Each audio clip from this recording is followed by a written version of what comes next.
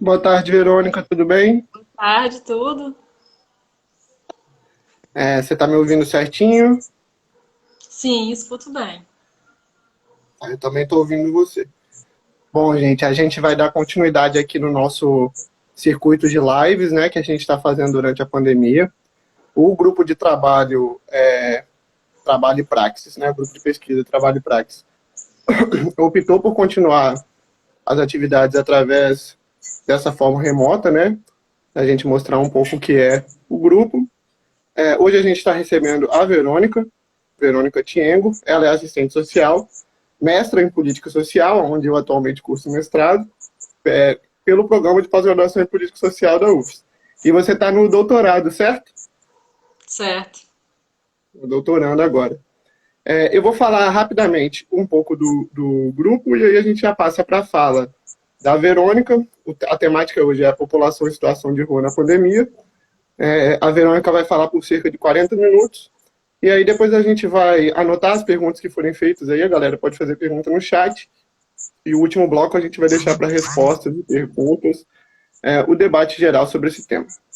Bom, o grupo de pesquisa Trabalho e Praxis é uma iniciativa coordenada pelos professores Rafael Belan, né, da comunicação, do jornalismo, e da professora Lívia, que é titular do Departamento de Ciências Sociais, professora titular do Departamento de Ciências Sociais. É um grupo que discute temáticas contemporâneas em relação ao mundo do trabalho, através de várias perspectivas teóricas e através de perspectivas teóricas críticas, né, na verdade, e também englobando vários temas marginais que estão relacionados ao mundo do trabalho. Ele conta com alunos de diversos cursos e diversas áreas de conhecimento da UFS. Tem alunos das ciências sociais, alunos da pós-graduação em política social, alunos da comunicação, do design, e nós estamos aí tentando manter é, disponível, né, ao público a produção acadêmica que também está sendo feita durante esse momento de pandemia. Então, Verônica, eu vou começar a marcar sua fala agora e vou te avisando conforme for, quando estiver faltando um certo tempo, mas você pode falar tranquilo que a gente tem um tempo muito bom para discutir essa temática. Tudo bem, boa tarde a todos e todas. Primeiramente, eu gostaria de agradecer o convite do grupo de pesquisa para estar aqui falando sobre a população em situação de rua. E o objetivo é nós refletirmos sobre a população em situação de rua na pandemia. Mas antes disso, eu convido para que nós possamos refletir um pouquinho quem é a população em situação de rua e como ela vive. Hoje nós temos diversas expressões da questão social. E uma das mais dramáticas que tem interligadas multifacetadas expressões da questão social é a população em situação de rua. E quem é essa população em situação de rua?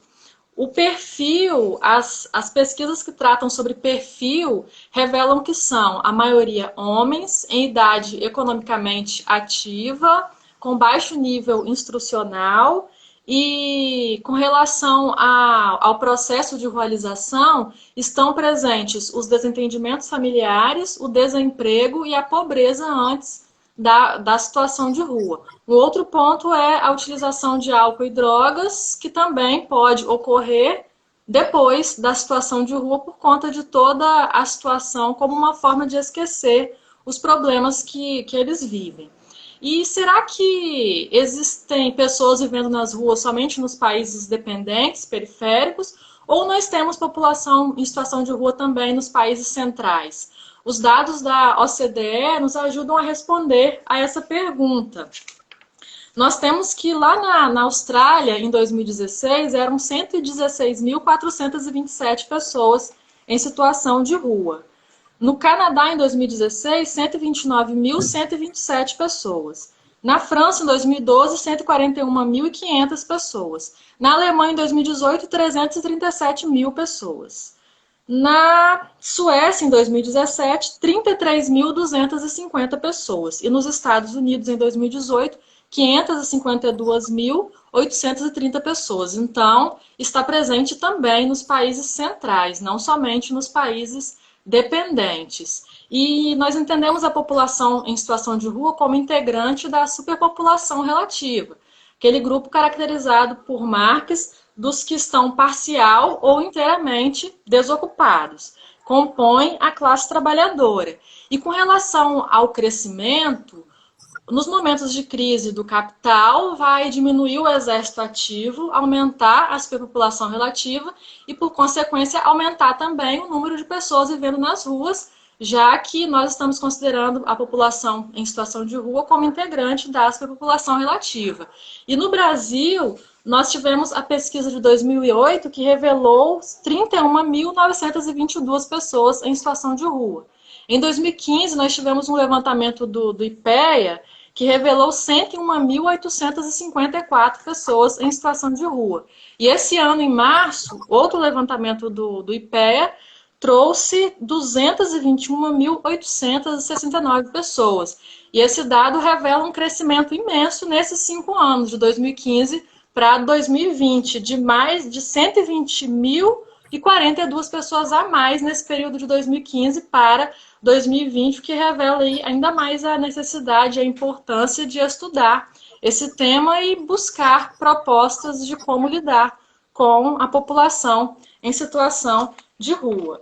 E não tem como falar de população em situação de rua sem falar de trabalho, porque o trabalho é fundamental para a vida da população em situação de rua, tanto antes do processo de rualização, quanto depois que eles já vivem em situação de rua.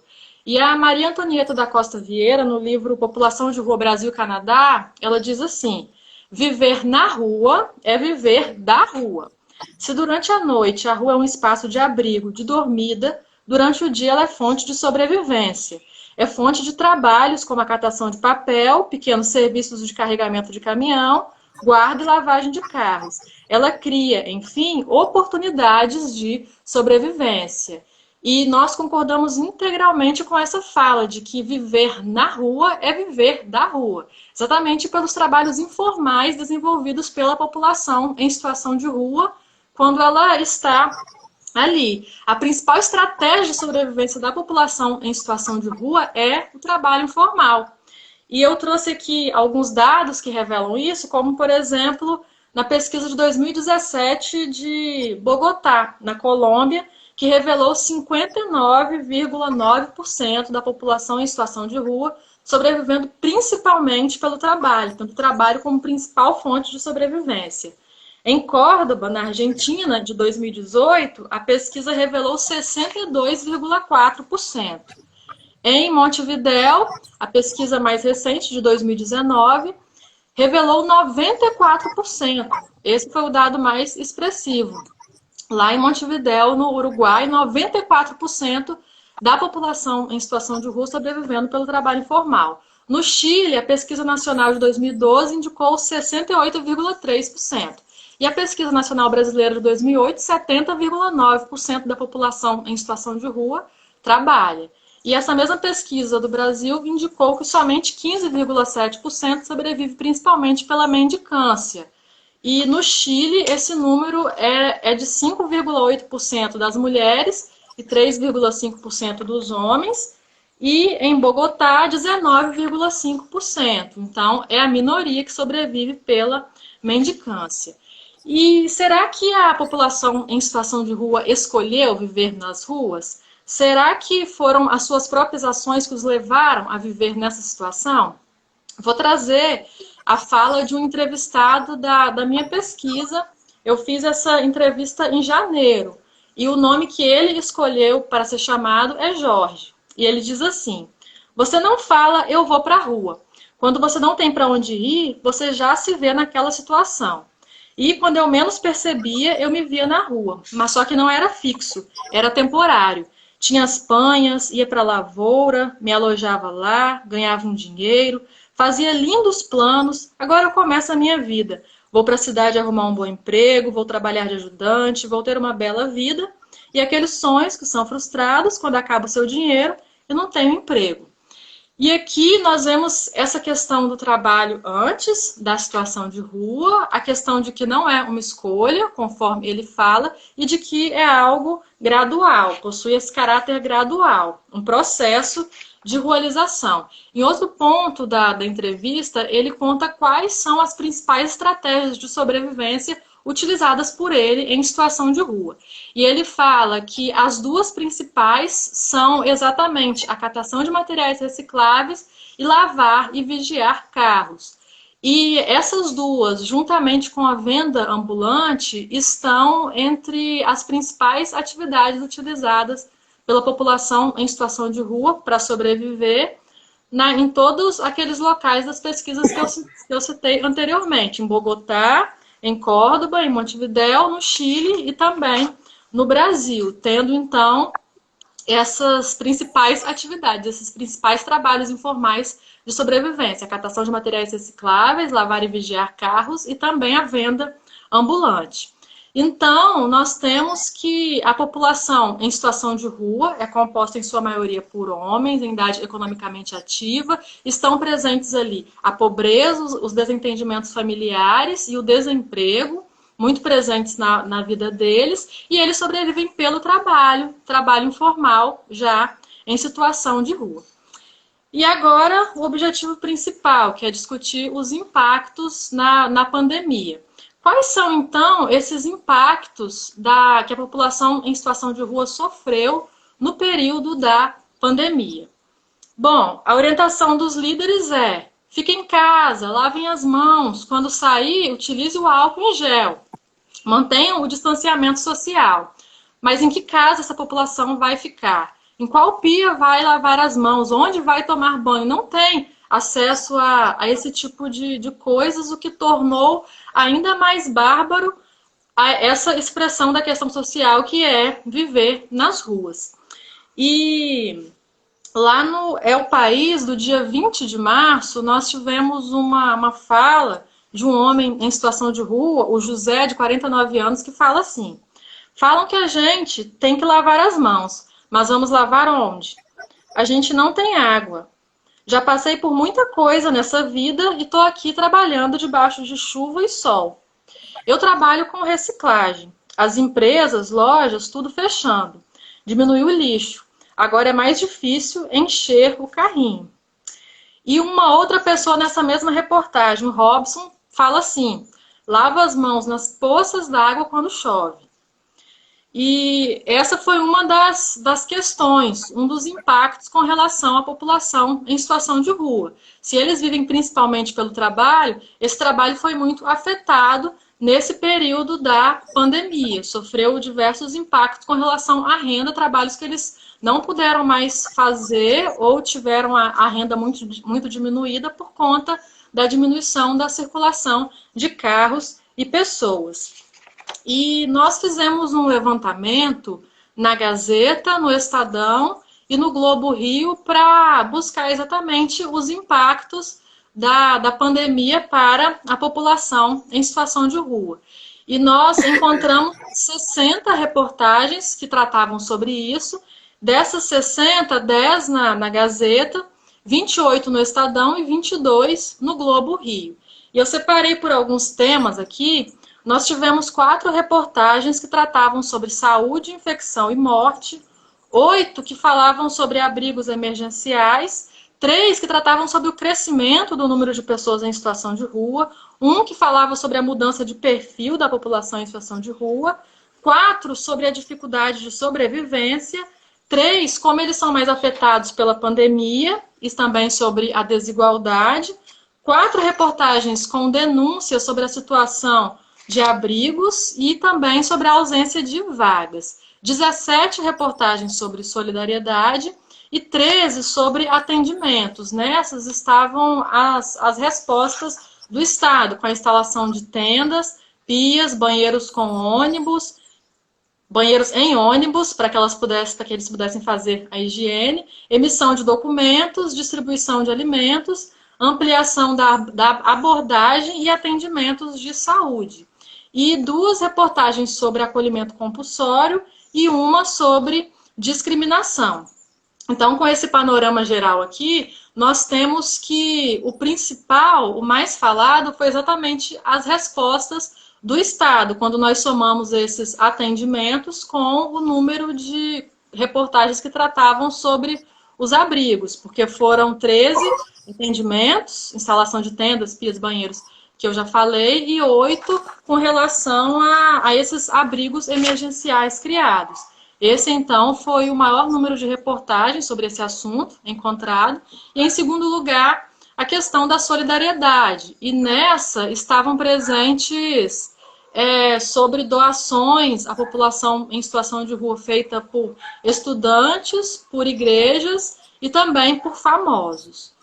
E sobre o crescimento do número de pessoas em situação de rua, nós temos que, apesar de estarem na manchete de somente 3 reportagens, a maioria dessas 60 falavam sobre esse crescimento que foi visível. E principalmente vinculado ao desemprego, porque com a pandemia muitos locais de trabalho fecharam e as pessoas ficaram sem condições de pagar o aluguel e acabaram, algumas, as que não tinham outra opção, indo para a situação de rua. E nós tivemos muitos relatos nessas reportagens que demonstravam exatamente isso, como, por exemplo, lá no Estadão do dia 5/7, que conta a história de um torneiro mecânico de 33 anos que foi demitido no início da pandemia e sem condição de pagar a habitação, acabou indo para a situação de rua e passou a viver em instituições de acolhimento em São Paulo. E a vida nas ruas tornou-se ainda mais dramática com a diminuição do tráfico de pessoas e de carros, exatamente porque se nós dissemos que a principal estratégia de sobrevivência é o trabalho informal, isso foi muito obstaculizado, o que afetou diretamente a vida dessas pessoas que passaram a depender de doações, e algumas reportagens falam da busca deles por doações em supermercados nesse período, exatamente porque o seu trabalho foi totalmente dificultado com essa pandemia. E a outra questão que nós encontramos também foi sobre o auxílio emergencial. Foi falado lá na reportagem mais uma triste faceta da pandemia, a exposição das desigualdades, presente no dia 27/4 também no Estadão, falando exatamente das dificuldades da população em situação de rua em acessar esse auxílio emergencial. Então, um grupo que é um dos mais pauperizados que nós podemos ver, que mais necessita desse benefício, acabou tendo essas dificuldades por conta do acesso ao celular, ao computador e à internet para fazer o cadastro, também acesso aos bancos. E isso que foi falado nessa reportagem. E 4 reportagens falavam sobre denúncias com relação aos abrigos. E na reportagem Moradores de Rua e o Coronavírus, do dia 24 de março, no Estadão, revelou a precariedade dos abrigos. Falou da questão da aglomeração de pessoas e das condições dos abrigos, com quartos sujos, e diziam até que, está escrito na reportagem, que haviam pulgas e percevejos nas camas. E, claro, não havia álcool em gel, nem máscara, descumprindo aí as medidas de proteção contra a pandemia. E outro aspecto presente, conforme nós já falamos, é a ênfase no desemprego, que acabou culminando na situação de rua. E o jornal Globo Rio, do dia 3/7, trouxe a seguinte manchete: pandemia da pobreza, desemprego muda perfil da população de rua. E no dia 18/6, não foi manchete, mas na reportagem Em Meio à Pandemia do Coronavírus, cresce o número de moradores de rua no Rio, também foi falado essa questão de um novo perfil. Só que esse perfil que eles estão chamando de novo está vinculado ao desemprego.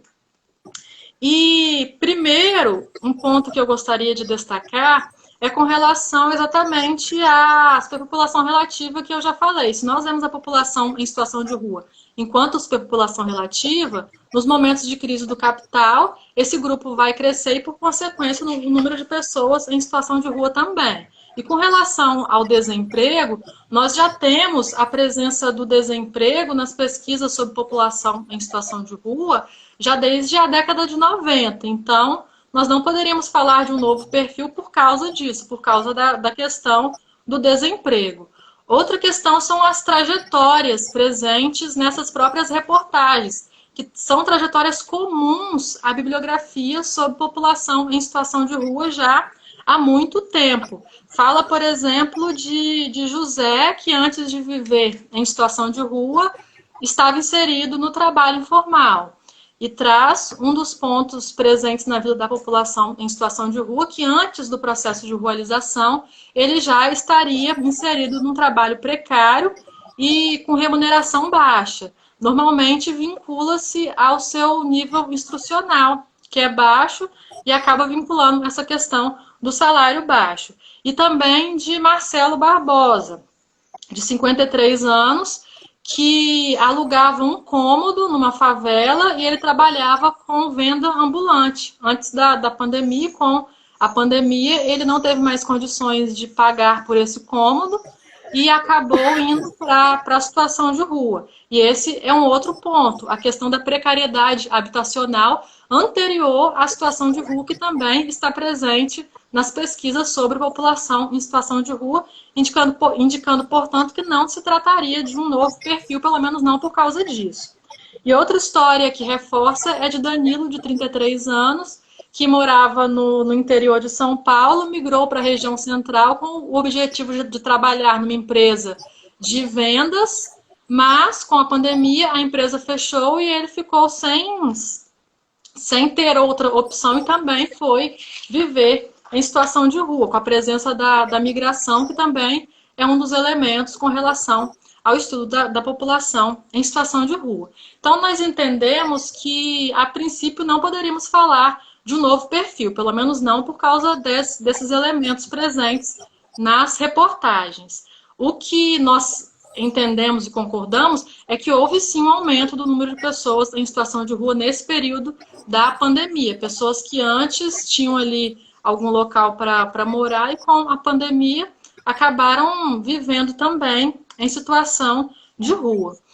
E o IPEA também fez um levantamento com relação às respostas dos municípios à população em situação de rua. Esse levantamento foi publicado em junho desse ano e traz alguns elementos que nós já falamos aqui, com relação ao crescimento da população em situação de rua, sua dificuldade de acessar o auxílio emergencial e sua dificuldade de trabalhar nas ruas por causa da diminuição de pessoas e de carros.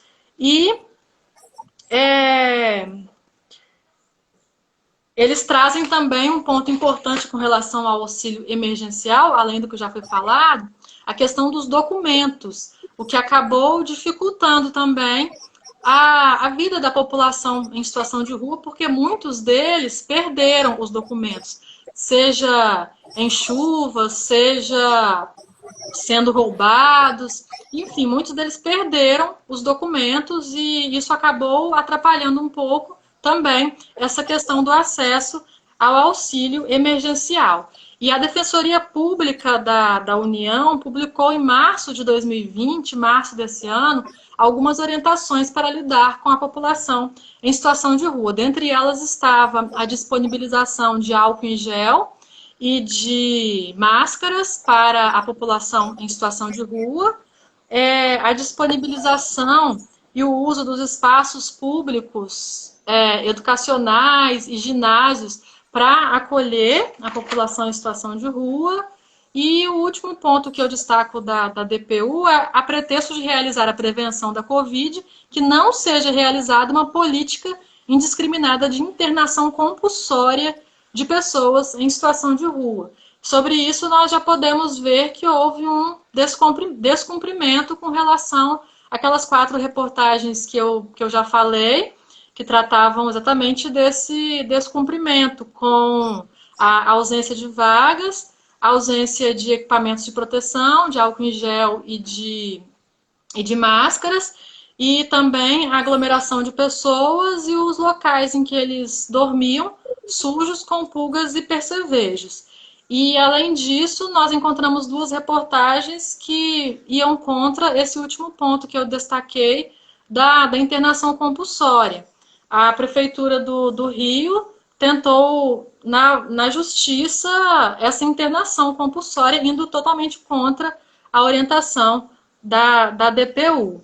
E não somente a Defensoria Pública, mas também o Ministério da Mulher, Família e Direitos Humanos, em março de 2020, também publicou orientações que preconiza a limpeza regular dos abrigos, a higienização com álcool em gel em tudo que fosse de metal, deixar os locais cada vez mais arejados, abrir, quando possível, portas e janelas e manter a distância de 1 metro, evitar o uso de locais comuns, como, por exemplo, os refeitórios, e a disponibilização de um quarto e um banheiro específico para aqueles acolhidos que estivessem com suspeita de Covid e funcionários que trabalhariam somente com eles. Não atenderiam aos demais, ficariam responsáveis somente por esses acolhidos, exatamente para não ter contato com os outros, evitando assim o contágio.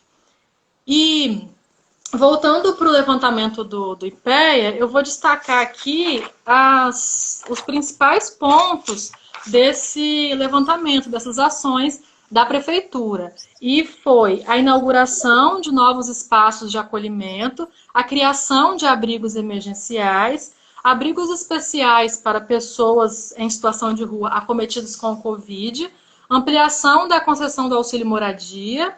Restaurantes populares passaram a abrir nos finais de semana, alteração nos locais onde os restaurantes populares funcionam para evitar aglomeração, os serviços de abordagem passaram a funcionar ininterruptamente, oficinas de orientações sobre o cuidado contra o coronavírus, entrega de kits de higiene, higienização dos centros de acolhimento, instalação de lavanderias, pias e banheiros em locais públicos, avaliação médica em abrigos e aluguel de vagas em hotéis. Alguns desses pontos, conforme eu falei, nós também vimos no levantamento que fizemos nos jornais citados. E além desse levantamento, que foi feito em sites da Prefeitura pelo IPEA, o IPEA entrevistou também gestores para falar sobre os desafios de trabalhar com a população em situação de rua na pandemia. E dentre os desafios, eles apontaram o crescimento do número de pessoas em situação de rua, a inadequação dos abrigos para atender às requisições sanitárias de combate ao Covid, o número de vagas inferior à demanda, a dificuldade de acesso à transferência de renda por conta dos obstáculos ao acesso a bancos, tecnologias da informação e documentação, e a dificuldade de trazer orientações à população em situação de rua com relação à pandemia, ao coronavírus, a demora do governo federal em estabelecer orientações específicas para o atendimento à população em situação de rua, e também a presença dessas ações que foram feitas em regiões centrais, regiões metropolitanas, em detrimento de outros espaços. E outro ponto importante também desse levantamento do IPEA foi que algumas pessoas não aceitavam acolhimento. E o IPEA explica que a oferta de acolhimento institucional em condições aquém das desejáveis acabava gerando uma insegurança por parte da população em situação de rua, e esse é um dos pontos que faziam com que eles não aceitassem ir para os abrigos. E o último ponto que eu gostaria de destacar aqui é a questão da violência. A violência não é uma novidade quando a gente fala de população em situação de rua. Ela está presente há muito tempo. E nós podemos perceber que aqui no Espírito Santo, isso foi muito maior com a pandemia. Em julho desse ano, nós tivemos a notícia de um homem em situação de rua que atearam fogo nele e, por conta dos ferimentos, esse homem acabou morrendo. E eles atearam fogo nele enquanto ele dormia. Em março de 2020, a gente deve lembrar daquele caso de homens que passaram em motos, em 2 motos, atirando contra a população em situação de rua, deixando 8 feridos e 2 mortos. E esses atos violentos, infelizmente, não são novidade. E essas pessoas que são despossuídas de quase tudo acabam perdendo até a vida nesses atos tão brutais. E um outro levantamento que eu fiz entre junho de 2019 e junho de 2020, buscando exatamente a violência contra a população em situação de rua. E eu encontrei 12 reportagens na Gazeta, 5 no Estadão e 4 no Globo Rio. Sendo que no período da pandemia, entre março e junho, na Gazeta foram 2, no Estadão não encontramos e no Globo Rio uma reportagem. E considerando que nos últimos meses nós tivemos ainda mais reportagens sobre o assunto, eu continuei o levantamento e eu encontrei mais 7 reportagens na Gazeta. No Estadão não encontrei e mais uma reportagem no Globo Rio, considerando julho até o dia 13 de agosto, que foi quando eu concluí aqui esse levantamento. E o que me chamou a atenção exatamente foi esse número expressivo, maior na Gazeta, que se refere ao Espírito Santo, do que no Estadão e no Globo. Isso me chamou a atenção porque quando a gente olha os dados mais recentes da Secretaria de Avaliação e Gestão da Informação, nós temos que em São Paulo são 59.748 famílias em situação de rua. No Rio são 10.951. Aqui no estado, no Espírito Santo, 2.418 famílias em situação de rua. Mas quando a gente fala da violência, aqui a brutalidade, essa violência contra a população em situação de rua, acabou sendo maior que nesses outros locais, o que é bem preocupante.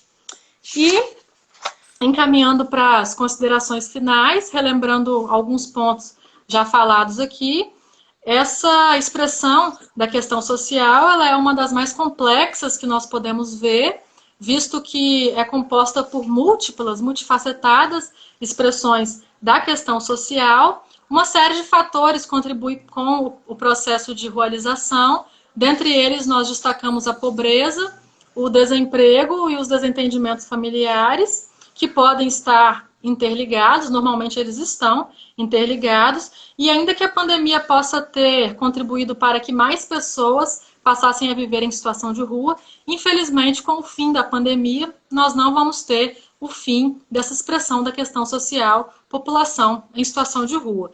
Isso porque é a estrutura da sociedade capitalista que gera a população relativa, da qual a população em situação de rua faz parte, e que é substancial a esse modo de produção.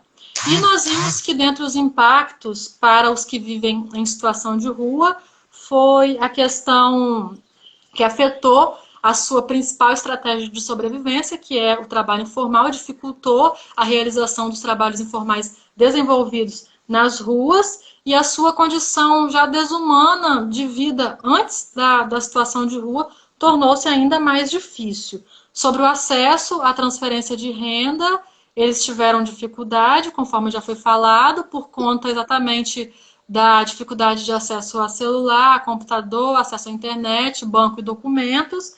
E o número de pessoas em situação de rua cresceu, o que acabou sendo um desafio maior para as políticas sociais, que com poucos recursos tem que atender ainda mais pessoas. E a resposta do Estado foi aumentar o número de vagas em abrigos, criar abrigos emergenciais, instalar pias pelas cidades, para que a população em situação de rua pudesse higienizar as mãos, ampliar o atendimento da abordagem social, ampliar o atendimento de saúde, e infelizmente essas medidas, apesar de importantes, não são suficientes para lidar com a população em situação de rua. Nós precisamos construir uma sociedade onde os direitos mais básicos das pessoas sejam garantidos. Direito à moradia, à saúde, à educação, a cultura, enfim, todos os direitos que a população em situação de rua não acessa. E o capitalismo, em sua ideologia liberal, acaba tentando fazer com que as pessoas pensem que a população em situação de rua não trabalha, está ali porque quer.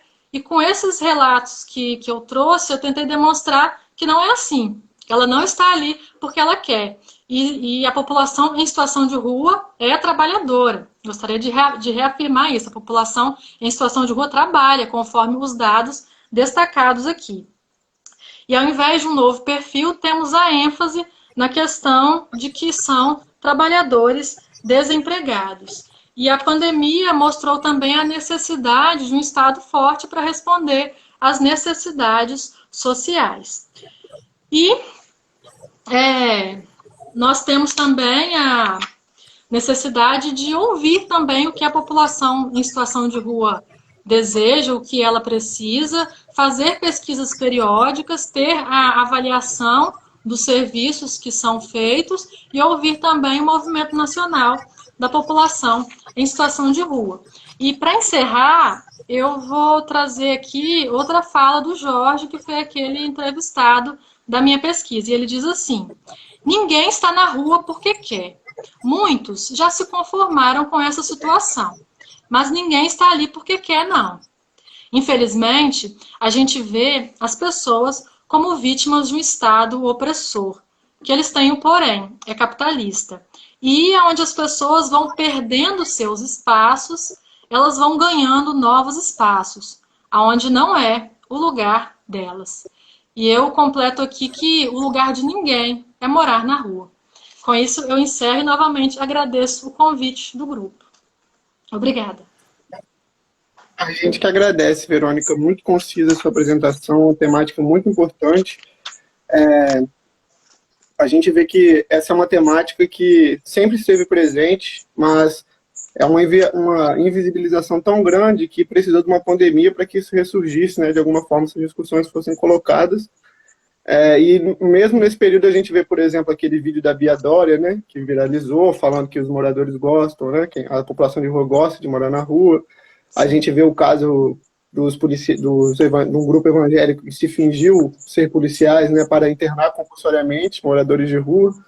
A gente vê esse caso recente lá em São Paulo, né, das marmitas envenenadas que foram entregues, que tudo indica que foi um acidente, mas aonde foi parar essa marmita, né? Até isso acontece. Eu vou colocar para você duas perguntas que foram feitas pelo chat e vou acrescentar uma minha, se você me permitir. E aí você pode ir respondendo essas três, eu imagino que mais vão surgindo aí no chat, a gente ainda tem cerca de 20 minutos de live, então dá para a gente fazer um debate tranquilo.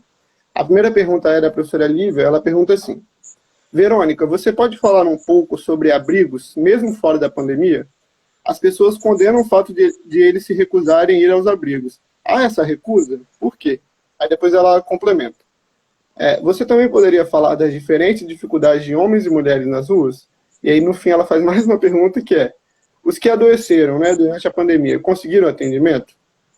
A outra pergunta é da Mercedes, nossa companheira aí também do grupo, que ela pergunta: como é o diálogo entre os serviços e o movimento social de moradores de rua? No início da pandemia, tivemos uma perda de liderança entre os moradores de rua? Ela afirma, na verdade, né? No início da pandemia, tivemos uma perda de liderança, né? A pergunta que eu quero fazer é que hoje a gente vê um esfacelamento muito grande dos vínculos de trabalho no Brasil. Fenômenos como a uberização, né, os trabalhadores de app, que vão criando nichos cada vez mais informais de trabalho, né? Você não tem vínculo nenhum. Você acha que esse fenômeno que acontece no mundo do trabalho como um todo, e que tende a se intensificar, né, no pós-pandemia, pode ser mais um motivo alavancador dos números da população de rua? Vou te fazer essa pergunta aí e você pode responder.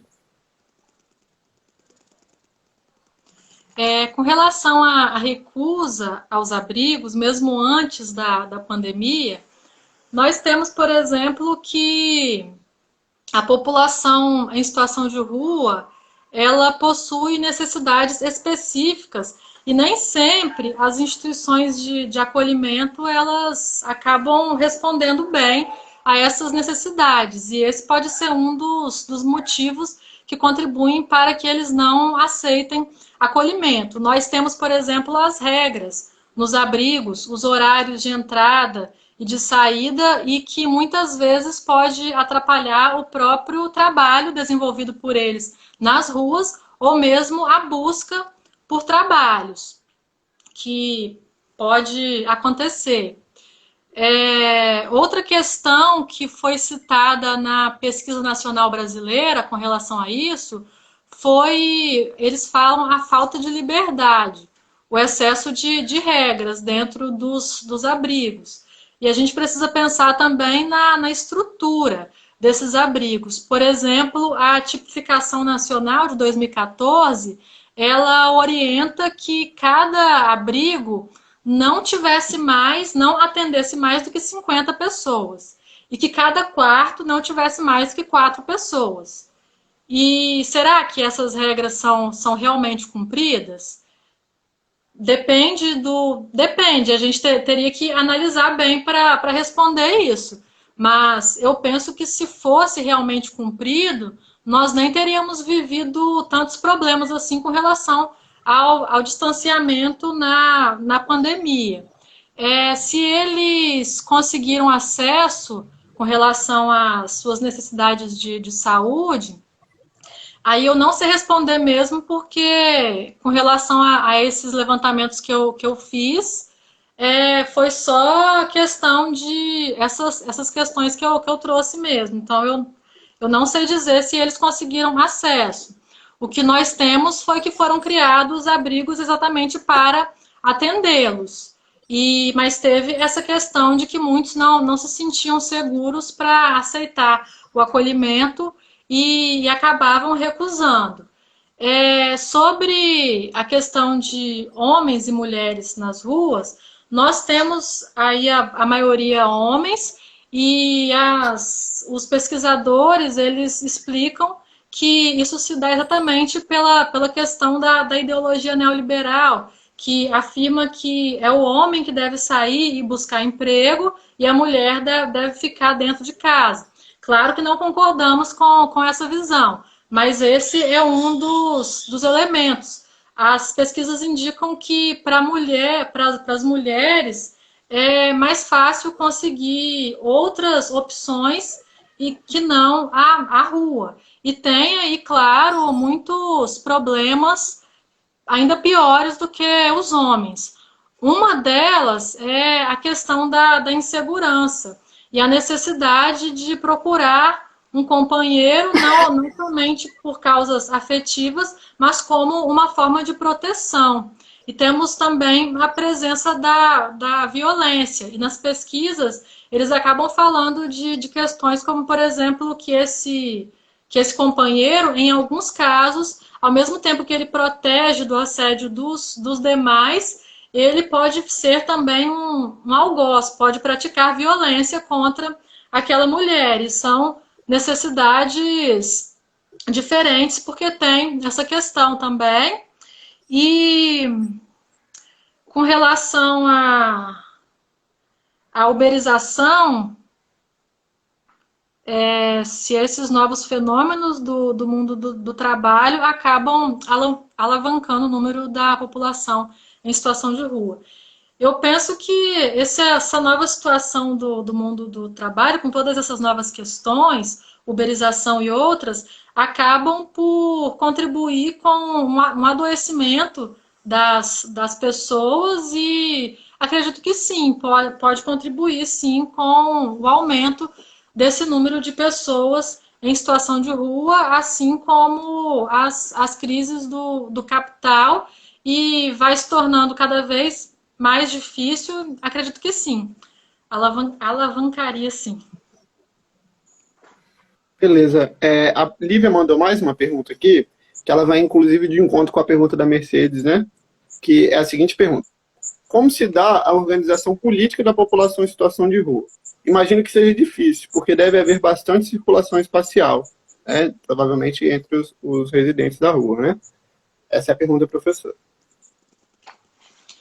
Nós temos a presença do Movimento Nacional da População em Situação de Rua, que fala em nome dela e luta já há muito tempo com relação à população em situação de rua. Eles fizeram até uma cartilha com elencando vários direitos da população em situação de rua, e normalmente eles têm alguma vinculação com o Estado exatamente para exigir que os direitos da população em situação de rua sejam cumpridos. E é interessante a questão desse movimento, de quão é importante para que as pessoas que vivem em situação de rua se vejam enquanto sujeitos de direitos. Esse entrevistado que eu falei, ele fala no outro ponto da entrevista que quando ele entrou em contato com o Movimento Nacional da População em Situação de Rua, que os seus olhos abriram, porque ele viu que ele tinha direito a ter direitos. Porque até ele entrar em contato, até antes disso, ele não sabia que ele tinha direito a ter direitos. Então, assim, a questão do movimento social é fundamental, a luta, e é isso. Muito importante. Verônica, eu vou colocar mais uma questão, se você me permitir, que ao mesmo tempo que a gente vê um discurso muito que legitima demais a situação das pessoas em rua, né, das pessoas na rua, que quase que força uma aceitação dessa população, como se isso fosse algo normal, que é aquele discurso da Bia Dória, que fala que as pessoas não trabalham, gostam de ficar na rua, vivendo de caridade, né? Ao mesmo tempo que acontece isso, a caridade acaba chegando como um vácuo, né, que preenche a ausência de políticas públicas, e não só preenche esse vácuo, mas também ali tem outros interesses, né, interesses religiosos sendo colocados, tem um estigma muito grande dos usuários de droga, né, entre os moradores de rua, como se todo morador de rua fosse usuário de droga, ou como se todo precisasse de uma internação porque ele não tem condições de responder por si mesmo. Se você puder falar um pouco dessa relação intrincada entre caridade, população de rua, de ausência de políticas públicas também. Então, essa questão da caridade é um fator muito importante. Até a solidariedade no levantamento que foi feito foi de um número grande, né? Conforme falei, o segundo maior aí foi essa questão da solidariedade. E tem realmente esse discurso, como se fosse função das igrejas e das pessoas, de voluntários, responder a essa expressão da questão social. E isso acaba por diminuir o papel do Estado e individualizar essa questão, tirando o caráter de classe que existe e a necessidade do Estado em responder a essas expressões da questão social. E com relação a essa questão das drogas que você falou, só lembrar que nem sempre a questão de álcool e drogas está presente sim no perfil da população em situação de rua. Porém, nem sempre eles usavam álcool e drogas antes do processo de rualização. Em alguns casos, isso ocorre depois, exatamente por viver naquela condição de vida, procurar emprego e não conseguir trabalhar o dia todo na catação de materiais recicláveis, com venda ambulante, no trabalho que aparecer, e mesmo assim não conseguir sair daquela situação, e eles acabam usando o álcool e as drogas como um remédio para esquecer dos problemas que eles vivem ali em situação de rua. E a necessidade de reforçar o papel do Estado para responder a essas expressões da questão social. Não é função da caridade, sim do Estado, com as suas políticas públicas, responder a essa expressão da questão social. A professora Lívia pergunta, você sabe se os movimentos de moradia se aproximam dos movimentos de situação de rua? Movimentos de moradia, acho que, por exemplo, aquele de São Paulo, como que é, gente? MTST, né? Não sei. Não sei responder essa questão. Se aproxima. A professora coloca que pensa que pode ser uma luta conjunta. Bom, eu fico pensando também que hoje, tem mais uma pergunta do Felipe, que eu já vou ler para você, mas eu fico pensando que hoje, né, a atual governança federal, ela promove muitas políticas, né, políticas no sentido de incentivar, inclusive, as pessoas à caridade, né, uma caridade que tem uma coisa muito cristã por trás, uma coisa que tem uma coisa, mais uma estratégia de dominação. Aí, acho que essa é mais uma pergunta que eu vou te fazer, se você acha que há estratégias de dominação que são próprias, pensadas para a população em situação de rua, que, inclusive, às vezes surgem como uma política pública nova, enfim. E a outra pergunta é a do Felipe, que coloca assim: no Brasil de hoje, os movimentos sociais têm sido amplamente criminalizados. Como sobreviver nesse tempo com essa criminalização? Principalmente com quem está na rua, né? Essa questão da criminalização realmente ela é forte. E até assim, falando isso, eu lembrei da entrevista e quando ele fala de algumas pessoas que ele conhece terem sido ameaçados por participar do movimento, como se quem participa do movimento fosse ter dificuldades, por exemplo, de acessar benefícios da habitação e outros. E essa questão da criminalização, infelizmente, ela realmente está presente e talvez por isso nós não tenhamos mais pessoas em situação de rua compondo o movimento nacional da população em situação de rua. E o governo federal já, desde antes dele ter sido eleito, nós tivemos aí entrevistas dele falando exatamente essa questão que você traz do incentivo às caridades. Quando perguntaram para ele na entrevista sobre como ele poderia lidar com a população em situação de rua, ele falou que as igrejas já vinham fazendo um trabalho muito bonito. E tirando totalmente a responsabilidade do Estado de responder à população em situação de rua. Beleza, Verônica, perfeito. Eu vou fazer agora a última pergunta que o Felipe coloca aqui, e depois, se você quiser fazer mais alguma consideração, a gente vai encerrando. Tem mais 7 minutos, né? Live de tempo ainda disponível. Nossa, no momento subiu aqui, deixa eu ver se eu pego a pergunta rapidinho. Beleza.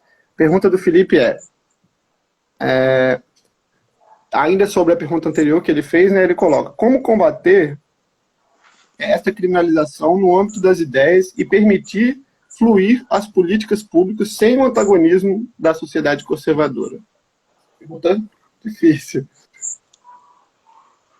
É bem difícil combater, né, a essa questão da criminalização. O que a gente pode fazer é tentar fortalecer tanto o movimento nacional da população em situação de rua, quanto quando nós estivermos nesses espaços aí,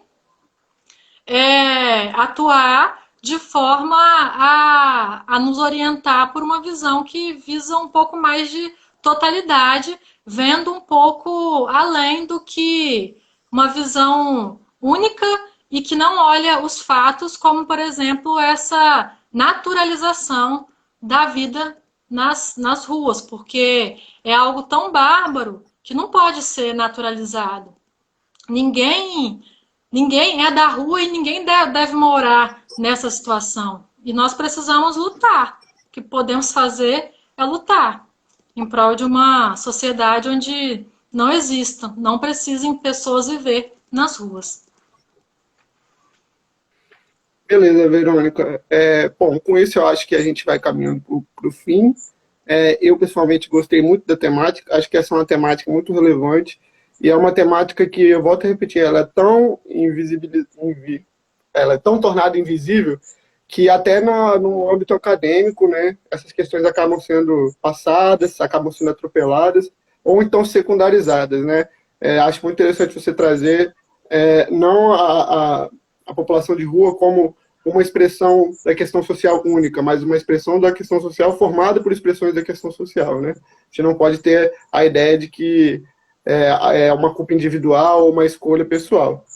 Gostei muito, agradeço a participação, agradeço a todo mundo que viu a live. Semana que vem tem outra na terça-feira. Beleza? Tchau. Tchau, obrigada.